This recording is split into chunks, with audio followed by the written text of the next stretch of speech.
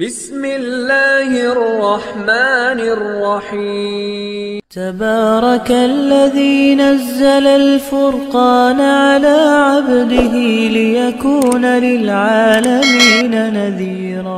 السلام علیکم ورحمۃ اللہ تعالی وبرکاتہ۔ میرا نام ہے قاری ابوبکر حیات اور میں آپ کو اپنے چینل پر خوش آمدید کہتا ہوں۔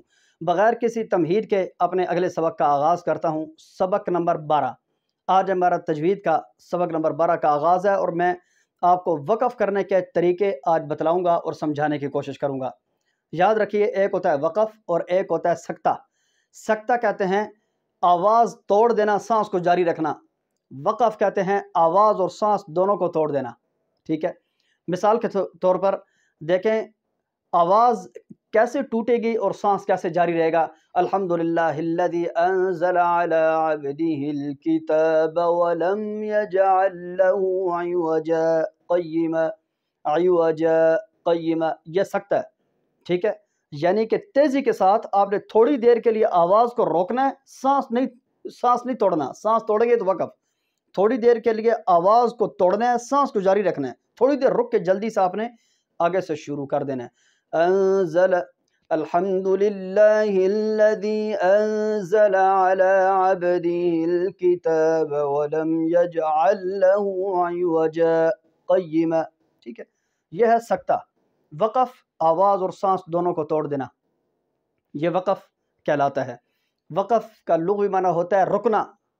ٹھیک ہے، اور وقف کی تعریف یعنی کسی بھی حرکت کو آسان الفاظ کے اندر اگر اس کی تعریف، کسی بھی حرکت کو ختم کر کے حرف کو ساکن کر دینا، یہ وقف کہلاتا ہے۔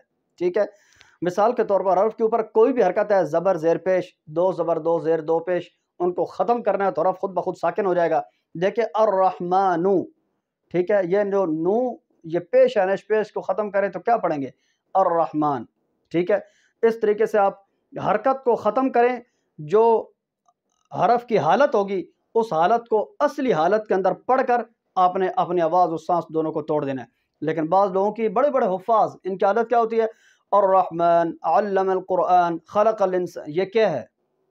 یہ نہ وقف ہے، یہ نہ وقف ہے نہ سکتہ ہے، دونوں میں سے کچھ بھی نہیں ہے۔ پتہ ہونے کے باوجود یا بھائی حرکات ساتھ پڑھو، الرحمن علم القرآن خلق الانسان یا حرکات ساتھ پڑھو۔ اگر حرکات ساتھ نہیں پڑھ رہے تو پھر آواز اور سانس دونوں کو توڑ کے سکتہ کرو۔ یہ جلدی جلدی پڑھتے بھی جا رہے ہیں اور ساتھ ساتھ حروف کو ساکن بھی کرتے جا رہے ہیں، نہ سانس ٹوٹ رہا ہے نہ آواز ٹوٹ رہی ہے، تو یہ قرآن پڑھنے کا غلط طریقہ ہے۔ ٹھیک ہے، وقف کے 3 طریقے ہوتے ہیں، ایک وقف بالاسکان، وقف بالاشمام اور وقف بالروم۔ ٹھیک ہے، وقف بالاسکان کا تو یہ طریقہ ہے کہ کوئی بھی حرکت ہو اس کو ختم کر کے حرف کو ساکن کر کے آواز اور سانس دونوں کو توڑ دیں، یہ وقف بالاسکان ہے۔ ایک ہوتا ہے وقف بالاشمام۔ وقف بالاشمام یہ صرف پیش کے اندر ہوتا ہے، ضمہ میں، یعنی کہ حرف کو ساکن کریں، ساکن کرنے کے بعد بالکل آخر میں جا کے تھوڑا سا ہونٹوں کو گول کر دینا۔ حرف کو ساکن کر کے جب وقف کریں گے نا تو وقف کرتے وقت بالکل آخر میں جا کے ہونٹوں گول کرنا۔ مثال کے طور پر دیکھیں ایاک نعبد و ایاک نستعین، یہ ٹھیک ہے، ہونٹوں کو تھوڑا سا گول کر دینا، نستعین، یہ حرف کو ساکن کر کے آخر پہ ہونٹوں کو گول کرنا، یہ وقف بالاشمام کہلاتا ہے۔ بسم اللہ الرحمن الرحیم الرحمن، یہ حرف کو ساکن کے آخر پہ ہونٹوں کو گول کرنا، یہ وقف بالاشمام ہے۔ ایک ہوتا ہے وقف بالروم جو زیر اور پیش میں ہوتا ہے، کسرہ اور فتح، کسرہ اور ضمہ میں، ٹھیک ہے، فتح میں نہیں، زبر میں نہیں ہے، پیش اور زیر میں۔ وقف بالروم اس کا طریقہ کار کیا ہوتا ہے؟ یعنی وقف کرتے وقت خفیف سی حرکت ادا کرنا، ہلکی سی حرکت ادا کرنا، وہ وقف بالروم کہلاتا ہے۔ مثال کے طور پر ایاک نعبد و ایاک نستعین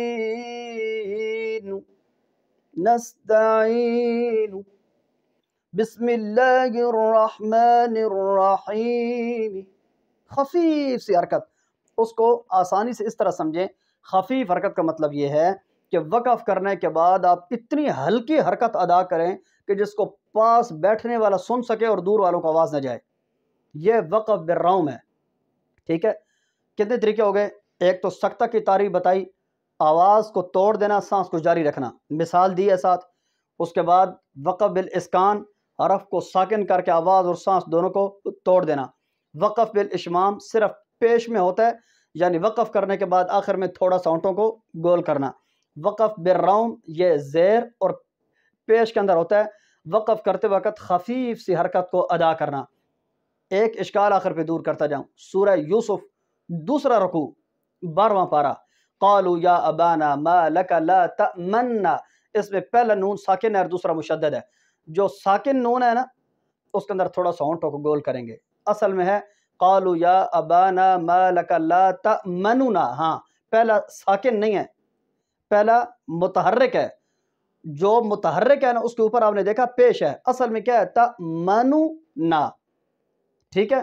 تو خفیف سی حرکت ہم نے جس وقت لا تأمننا پڑھنا ہے نا تو ہم نے تھوڑے سے ہونٹ گول کرنے ہیں غنہ کرنے سے پہلے.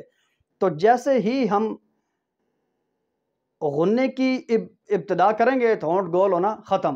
قالوا یا ابانا ما لک لا تأمنا، ما لک لا تأمنا، تأمنا غنہ کرنے سے پہلے ہونٹ گول کرنے ہیں. ٹھیک ہے. لا تأمنونا ہے، اصل میں اس کو پڑھنا ایسے چاہیے نا تأمنونا، تو یہ دو نون مکس ہو گئے ہیں. تو پہلا جو تأمنونا کا جو ضمہ ہے نا اس کو ہم پہلے خفیف سا ہونٹوں کو جلدی کے ساتھ گول کریں گے. تأمنا کا جو دوسرا نون ہے اس میں غنہ کرنے سے پہلے جس وقت غنہ اس میں شروع کریں گے تو اس کے اندر ہونٹ کی گلائی نہیں ہونی چاہیے. پھر تیزی کے ساتھ ما لک لا تأمنا، اس طریقے کے ساتھ. آپ کو وقف کا جو اصول میں نے بتا دیا، آپ نے اس کی پریکٹس کرنی ہے.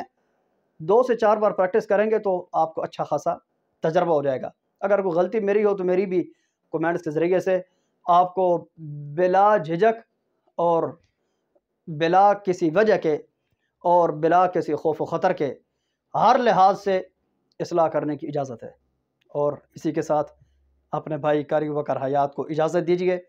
آپ کی دعاؤں کا طلبگار آپ کا بھائی قاری بکر حیات. والسلام علیکم ورحمۃ اللہ وبرکاتہ. اللہ حافظ.